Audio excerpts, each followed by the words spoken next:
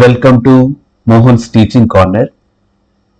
In this particular session, we are going to discuss about the Jiddu Krishnamurti's educational philosophy, and we'll explore how his vision emphasizes holistic development, freedom, and the transformation of individuals and the society through education. So, here, the man behind the philosophy, Jiddu Krishnamurti was born in 1895 in Andhra Pradesh. He was once chosen to be a world's teacher by the Theosophical Society, but he rejected this role, declaring that truth is a pathless land.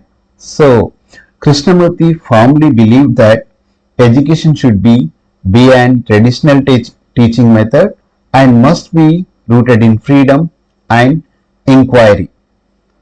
So, here beyond traditional teaching. So, uh, for Krishnamurti, education was not about the memorization or rote learning. It was deeply transformative tool aimed at behind both individual growth and social change.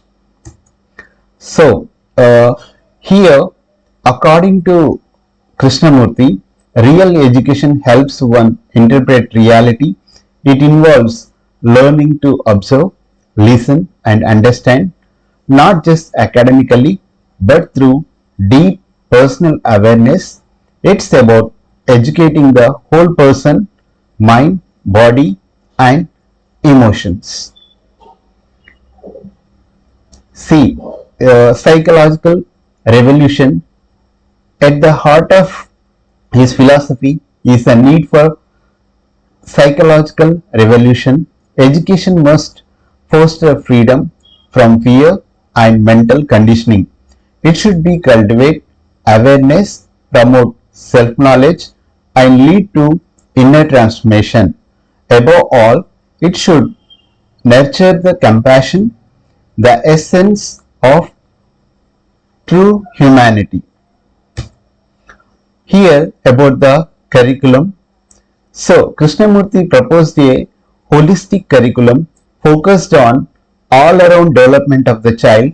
It includes not just academics but also patriotism, national integration, critical thinking, and practical life skills. So, the learning journey. So, learning journey according to Krishnamurti is a journey of self-discovery. Knowledge is best gained through experimental learning by doing, observing, and experiencing directly. He believed in activity-based learning rather than passive listening. Here, fear-free environment.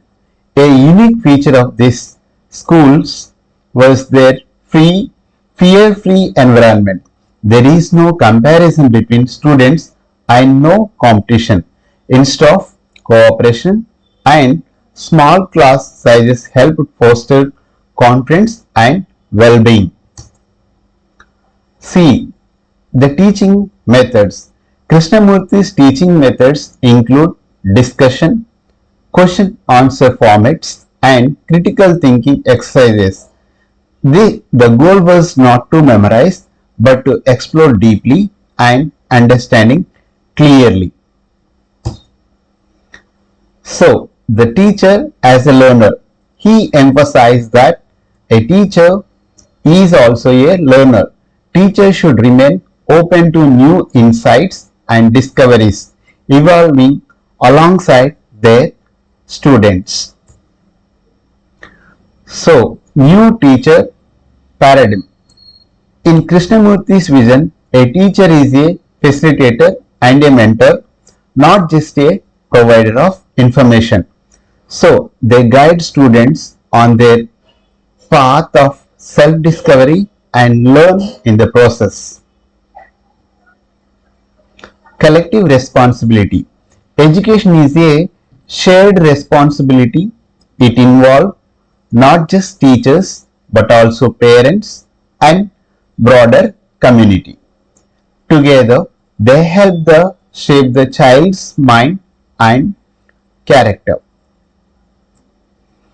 Balancing science and spirit. Krishnamurti beautifully balanced the scientific tempo and the spiritual values.